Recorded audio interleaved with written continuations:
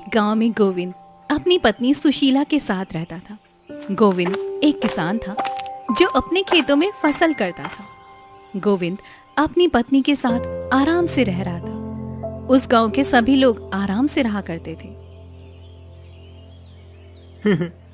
भैया, हमारा गांव कितना शांतिपूर्वक है। यहाँ हमें किसी भी चीज की जरूरत नहीं है। हाँ, सही कह रहे हो भैया। इसीलिए तो हमारे गांव में इतनी उन्नति है, क्योंकि यहाँ पर सभी लोग मिलजुल कर रहते हैं। वैसे भैया, इस बार तुम बरसात के मौसम में अपने खेतों में क्या करोगे? क्योंकि मैं तो सोच रहा हूँ इस बार खेतों में गेहूं कर लूंगा। अरे नहीं नहीं भैया, गेहूं मत करना, क्योंकि बरसात का मौसम है तो धान कर लेना। अच्छा, ऐसी बात है क्या? तुम भी अपने खेतों में धान कर रहे हो? तभी वहां पर गोविंद आया और बोला, अरे भैया, क्या बातें हो रही हैं? कुछ नहीं भैया, फसल की बात कर रहे हैं। हाँ हाँ भैया, मैं भी फसल करने जा रहा हूँ। सोच रहा हूँ इस बार धान कर लूँ। अरे भैया, तुम भी धान ही करोगे? हाँ, बारिश के मौसम में यही तो होता है। ये सुनकर सभी लोग काफी ज्यादा खुश हुए और फिर सभी लोग अपने अपने खेतों में जाकर काम करने लगे। वहीं दूसरी तरफ सुशीला भी घर पर काम कर रही थी। जल्दी से खाना बनाकर खेतों पर चली जाती हूँ, आज वो खाना लेकर नहीं गए हैं। ये कहकर सुशीला ने जल्दी से खाना बनाया और खाना बनाने के बाद वो खेतों पर खाना लेकर जाने लगी। तभी उसे गांव की मीना मिली और उसने सुशीला से कहा, अरे सुशीला बहन, लगता है खेतों पर खाना देने जा रही हो। हाँ बहन, सही समझा तुमने। आज सुबह मैंने खाना नहीं बनाया था, इसलिए खेतों पर खाना देने जा रही हूँ। अच्छी बात है बहन, मैं भी बाजार जा रही थी क्योंकि घर का राशन खत्म हो गया था, तो मैं भी चलती हूँ। ये कहकर मीना वहाँ से चली गई और सुशीला खेतों पर आ गई। खेतों पर आने के बाद उसने देखा कि गोविंद खेतों में काम कर रहा था। सुशीला को देखकर उसने कहा, अरे तुम यहाँ पर? जी, मैं खाना लेकर आ गई हूँ, खाना खा लीजिए। हाँ हाँ, ठीक है। इसके बाद गोविंद ने खाना खाया। खाना खाने के बाद सुशीला ने कहा, लगता है इस बार हमारी फसल अच्छी हो जाएगी। कोशिश तो पूरी यही कर रहा हूँ, इसीलिए इस बार धान कर लिया है, क्योंकि सुनने में आ रहा है इस बार बारिश बहुत अच्छी होगी। हाँ, ये तो बहुत ही अच्छी बात है। अच्छा, तो मैं घर चलती हूँ। चलो, मैं भी जल्दी आ जाऊंगा, क्योंकि खेतों का सारा काम हो चुका है। ये सुनकर सुशीला वहाँ से चली गई और फिर गोविंद खेतों पर काम करने लगा। धीरे धीरे समय गुजर रहा था। समय के साथ गोविंद की फसल काफी अच्छी हुई थी, जिसे देखकर वो काफी ज्यादा खुश था। लगता है इस बार मेरी फसल बहुत अच्छी होगी, सुशीला सही कह रही थी। वहीं गांव में सभी काफी खुश थे, क्योंकि सभी की फसलें बहुत ज्यादा अच्छी हो रही थी। हे भगवान, बस इसी तरह मौसम बना रहे जिससे हमारी फसलें बहुत अच्छी हो जाएंगी। हाँ भैया, सही कह रहे हो। इस बार मौसम बड़ा ही अच्छा हो गया है। हल्की हल्की बारिश हो जाती है कभी कभार। ये हमारी फसल के लिए काफी फायदेमंद है। सभी लोग आराम से रह रहे।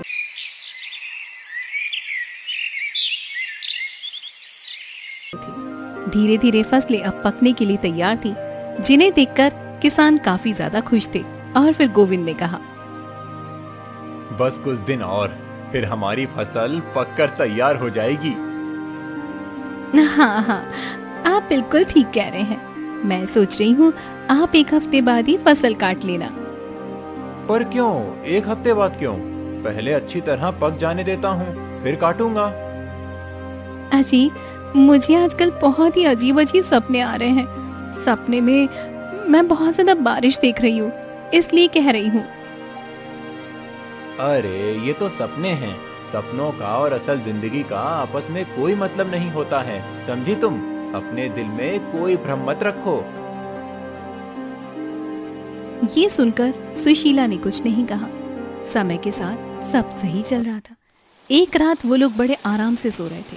तभी मूसलाधार बारिश होने लगी। बारिश के साथ बड़े बड़े ओले भी पड़ रहे थे, जिनकी आवाज से गोविंद और सुशीला की आंख खुल गई। ये आवाज कैसी हो रही है? जब उन्होंने घर से बाहर देखा तो वो लोग काफी ज्यादा हैरान हो गए, क्योंकि बाहर बहुत ज्यादा तेज बारिश हो रही थी। अरे ये क्या हो गया? ये अचानक बारिश कैसे होने लगी? हे भगवान, बारिश के साथ ओले भी पड़ रहे हैं। हमारी फसल अब हम क्या करेंगे? नहीं नहीं, ऐसा नहीं हो सकता। एक तो रात का समय है, अगर दिन होता तो कुछ कर भी पाते। अजी, हमें कुछ करना पड़ेगा, वरना हमारी सारी फसल बेकार हो जाएगी। नहीं नहीं, रात में हम कुछ नहीं कर सकते हैं। ये कहकर वो लोग काफी ज्यादा दुखी हुए, क्योंकि अचानक बारिश की वजह से उनकी सारी फसल बेकार हो चुकी थी।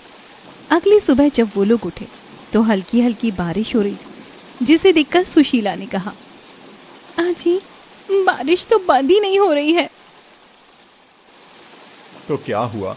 मुझे खेतों पर जाकर देखना ही पड़ेगा कि खेतों का हाल क्या हुआ है, क्योंकि हमारी फसल पक चुकी थी। मैं भी आपके साथ खेतों में चलती हूँ। इसके बाद वो दोनों खेतों पर आए। खेतों पर आने के बाद वो लोग काफी ज्यादा दुखी हुए, क्योंकि उनकी फसल पूरी तरह से बर्बाद हो चुकी थी। वहीं उन्होंने अपने आसपास देखा तो सभी की फसलें बर्बाद हो चुकी थी और सभी किसान काफी ज्यादा दुखी थे। हे भगवान, ये क्या हो गया? अचानक से इतनी तेज बारिश और ओले कैसे पड़ गए? कुछ समझ ही नहीं आ रहा। हमारी तो सारी फसल बेकार हो गई। हाँ हाँ भैया, तुम सही कह रहे हो।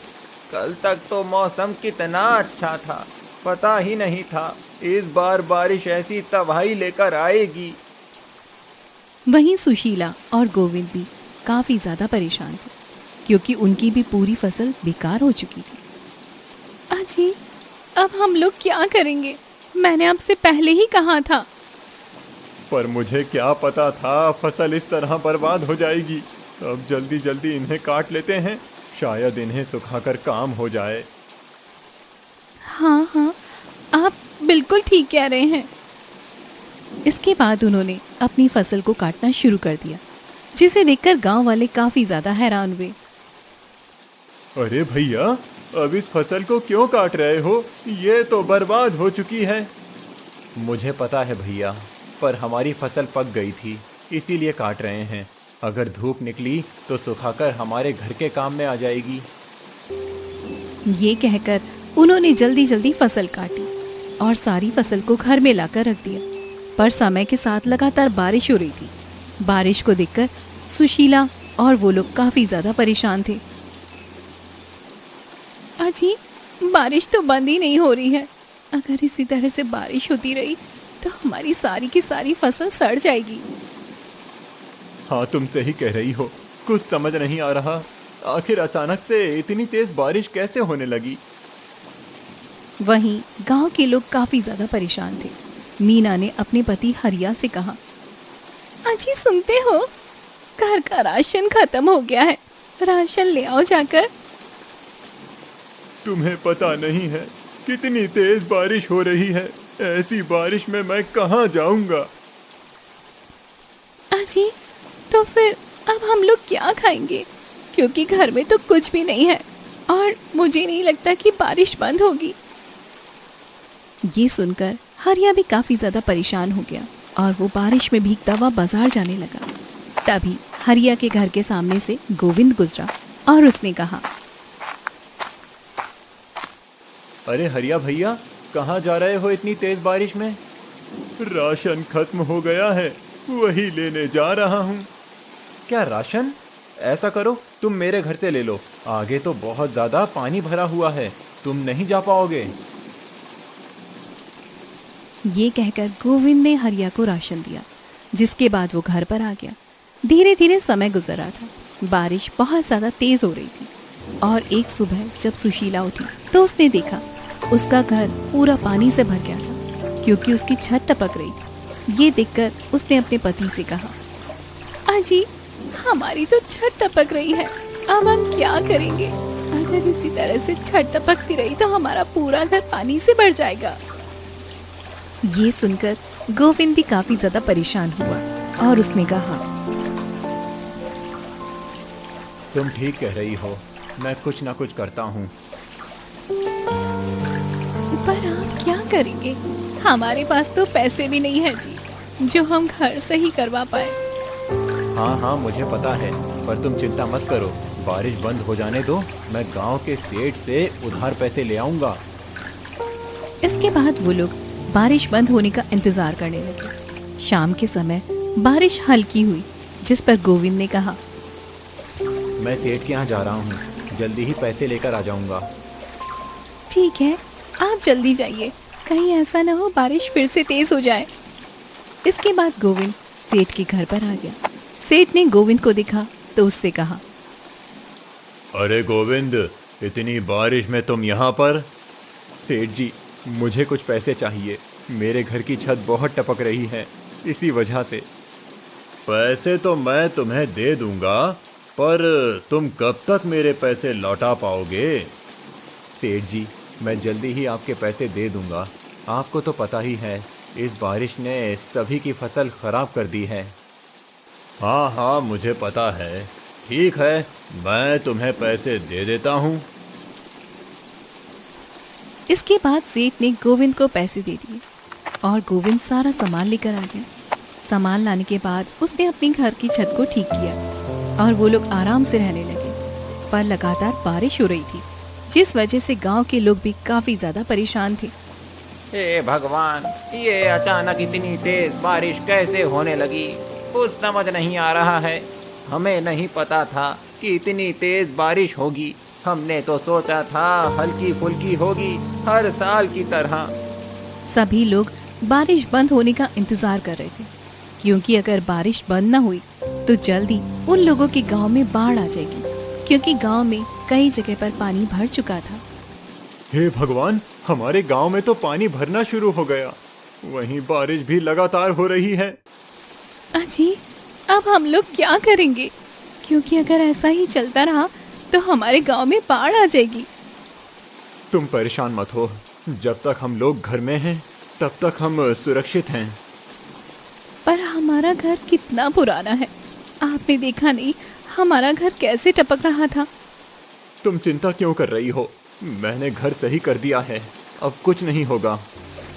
पर तेज बारिश की वजह से उनका घर फिर से टपकना शुरू हो गया। अब छत ही नहीं बल्कि चारों तरफ से उनके घर में पानी आ रहा था। ये देखकर गोविंद और सुशीला काफी ज्यादा परेशान हुए। अजी, हमारे घर में तो चारों तरफ से पानी आ रहा है, अगर ऐसा ही रहा तो हमारा घर गिर पड़ेगा। कहे तो तुम बिल्कुल ठीक रही हो, क्योंकि घर में दरारें भी आ गई हैं। हमें इस घर को जल्दी से जल्दी खाली करना पड़ेगा। पर फिर हम लोग कहाँ जाएंगे, क्योंकि हर तरफ तो पानी बरस रहा है। अभी हमारे पास इतना सोचने का समय नहीं है, पहले घर खाली करो। इसके बाद वो लोग घर खाली करके बाहर आ गए। जैसे ही वो लोग बाहर आए वैसे ही उनका घर गिर पड़ा, जिसे देखकर वो लोग काफी ज्यादा दुखी हुए। हे भगवान, ये क्या हुआ? हमारा घर तो गिर पड़ा। हाँ सही हुआ, हम लोग सही समय पर घर से बाहर आ गए, वरना आज हम लोग भी इसी के नीचे दबकर मर जाते। अब उन्हें कुछ समझ नहीं आ रहा था, चारों तरफ पानी बरस रहा था। जी, अब हम कहाँ जाएंगे? ऐसा करते हैं, एक पेड़ के नीचे बैठ जाते हैं। इसके बाद वो लोग एक पेड़ के नीचे बैठ गए। गांव वाले उन्हें इसी तरह से बैठा देख रहे थे, पर किसी ने भी उनकी मदद नहीं की, जिससे वो लोग काफी ज्यादा दुखी हुए। देखिए जी, गांव वाले हमारी मदद ही नहीं कर रहे हैं, जबकि हम लोग सभी की कितनी ज्यादा मदद किया करते थे। तुमने बिल्कुल ठीक कहा, आज जरूरत पड़ने पर ये गांव वाले हमारे साथ नहीं हैं। पता नहीं आखिर ये लोग इतनी जल्दी कैसे बदल गए। वो लोग काफी ज्यादा दुखी थे। लगातार बारिश हो रही थी, जिस वजह से अब उन्हें सर्दी भी लगने लगी थी। तभी वहां पर साधु आए। साधु ने जब उन लोगों को देखा तो उनसे कहा, अरे, तुम लोग यहाँ बारिश में इस तरह क्यों भीग रहे हो? हमारे पास घर नहीं है, हमारा घर टूट गया है, इसीलिए। अच्छा, ऐसी बात है, तो तुम मेरे साथ मेरे आश्रम चलो। मैं तो यहाँ भिक्षा मांगने आया था, पर तुम्हारे गांव के हालात तो काफी खराब हैं। इसके बाद साधु उन्हें अपने साथ आश्रम ले गया, जहां आकर उन्होंने साधु से कहा,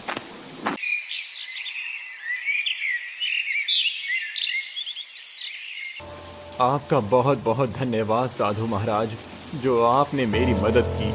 हमने गांव वालों की खूब मदद की, पर आज हमारी किसी ने मदद नहीं की।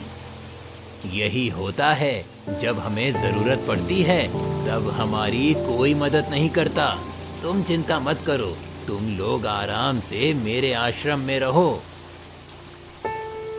इसके बाद वो लोग उसी आश्रम में रहने लगे। दूसरी तरफ गांव में लगातार बारिश हो रही थी, जिस वजह से सभी लोग काफी ज्यादा परेशान थे। हे भगवान, बारिश तो रुकने का नाम ही नहीं ले रही। पता नहीं ये बारिश कब बंद होगी। अजी, बारिश के मौसम में तो बारिश होती ही है, पर इस बार तो बहुत भयंकर बारिश हो रही है। हाँ, सही कह रही हो। बस किसी तरह ये बारिश बंद हो जाए, क्योंकि इस बार हमारा बहुत नुकसान हो गया है। सारी फसल बेकार हो गई। वहीं बारिश की वजह से पेड़ पौधे भी गिरने लगे थे। कई सारे घर भी गिर गए थे, जिस वजह से लोग बेघर हो गए थे। दूसरी तरफ वो लोग आराम से आश्रम में आराम कर रहे थे। तभी सुशीला ने अपने पति से कहा, अजी, अब हम लोग क्या करेंगे? हमें तो कुछ भी समझ नहीं आ रहा है। तुम परेशान मत हो, भगवान हमें कोई ना कोई रास्ता जरूर दिखाएगा। साधु ने जब उन लोगों को परेशान देखा तो उनसे कहा, क्या हुआ? तुम लोग बहुत परेशान लग रहे हो। बस साधु महाराज, सोच रहे हैं बारिश बंद हो जाने के बाद हम लोग कहाँ रहेंगे, क्योंकि हमारा घर तो टूट गया है, फसल भी बर्बाद हो गई, हमारे पास अब पैसे भी नहीं हैं, वहीं हमारे ऊपर कर्जा भी काफी ज्यादा हो गया है। तुम लोग परेशान मत हो, मेरे पास एक उपाय है। अगर तुम मेरी बात मानोगे तो तुम्हें बहुत सारा धन मिल जाएगा। ये बात सुनकर वो दोनों काफी ज्यादा हैरान हुए। ये आप क्या कह रहे हैं? ऐसा क्या उपाय है? बस तुम मेरी मदद करो। यहाँ से कुछ दूर पर एक पवित्र नदी है, वहाँ से पानी ले आओ, क्योंकि मेरा कमंडल खाली हो गया है और मैं तपस्या के लिए जाऊंगा, इसीलिए। पर साधु महाराज, अभी तो बारिश बहुत तेज हो रही है। यही तो तुम्हारी परीक्षा है। अगर तुम पानी ले आए तो मैं तुम्हें खजाने का पता बताऊंगा, क्योंकि मुझे बहुत सारे खजाने के बारे में पता है। ये बात सुनकर वो दोनों सोच में पड़ गए। इस पर सुशीला ने कहा, अजी, आप मत जाइए, क्योंकि मैं नहीं चाहती कि आपको कुछ भी हो।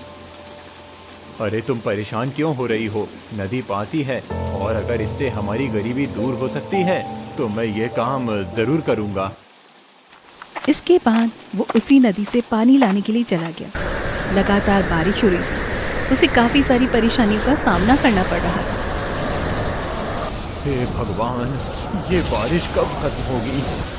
बस जल्दी से इस बारिश को खत्म कर दीजिए। जैसे तैसे करके वो नदी पर आ गया। नदी को देखकर वो काफी ज्यादा हैरान हुआ, क्योंकि वो नदी एकदम सफेद दूध जैसी थी। अरे वाह, यहाँ का पानी कितना साफ है। इसके बाद उसने कमंडल में पानी लिया और फिर साधु के आश्रम में आ गया। साधु ने जब गोविंद को देखा तो गोविंद से कहा, अरे वाह, तुम तो ले आए पानी। जी साधु महाराज, ये लीजिए आपका पानी। अच्छी बात है। अब मैं तुम्हें खजाने का पता बताता हूँ। यहाँ से कुछ ही दूर पर एक पीपल का पेड़ है, वहाँ जाओ, उसी के नीचे खजाना दबा हुआ है। क्या? उस पेड़ के नीचे? हाँ हाँ, उसी पेड़ के नीचे। पर अभी तो बारिश हो रही है, बारिश बंद हो जाए इसके बाद हम लोग खुदाई कर लें तो? नहीं नहीं, वो खजाना जब तक ही रहेगा जब तक बारिश होती रहेगी। बारिश बंद हो जाने के बाद वो खजाना गहराइयों में चला जाएगा, फिर तुम उसे निकाल नहीं पाओगे। अगर ऐसी बात है तो मैं अभी उस पेड़ के नीचे जा रहा हूँ। मैं भी आपके साथ चलूंगी, क्योंकि इस बार मैं आपको अकेले नहीं जाने दूंगी। इसके बाद सुशीला और गोविंद पीपल के पेड़ को ढूंढते हुए जंगल में आ गए। लगातार बारिश हो रही थी। वो लोग किसी तरह से पीपल के पेड़ के नीचे पहुंचे।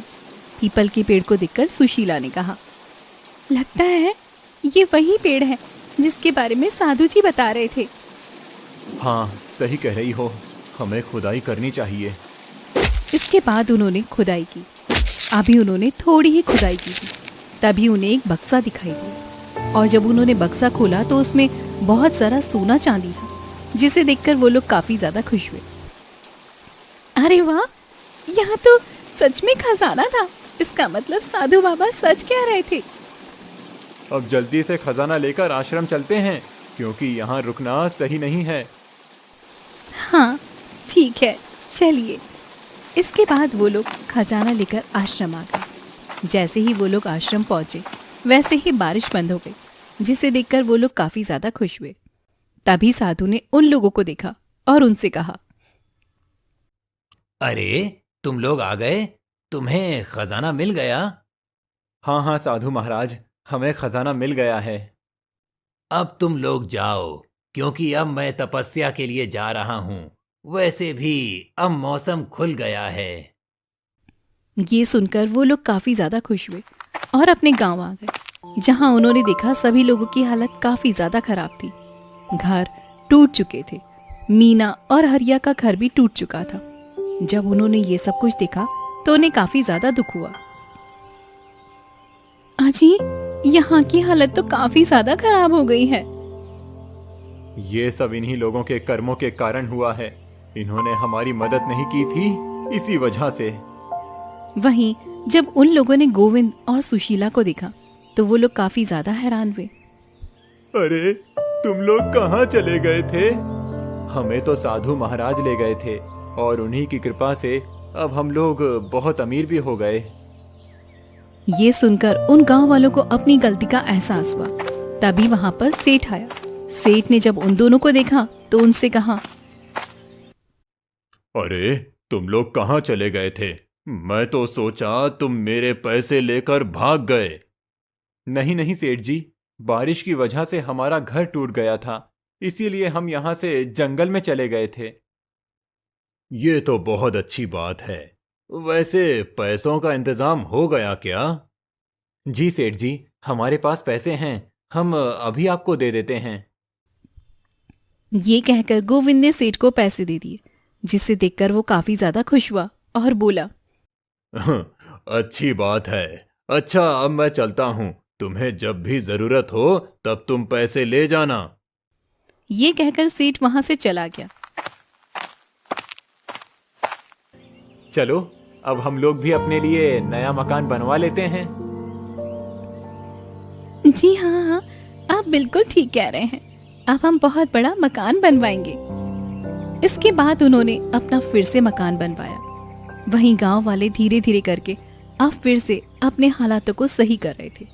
वहीं अब गोविंद और सुशीला काफी ज्यादा खुश थे, क्योंकि अब वो साधु के खजाने से बहुत ज्यादा अमीर हो गए थे। तो दोस्तों, कैसी लगी आपको ये कहानी? हमें कमेंट बॉक्स में जरूर बताएं। साथ ही चैनल को सब्सक्राइब जरूर करें।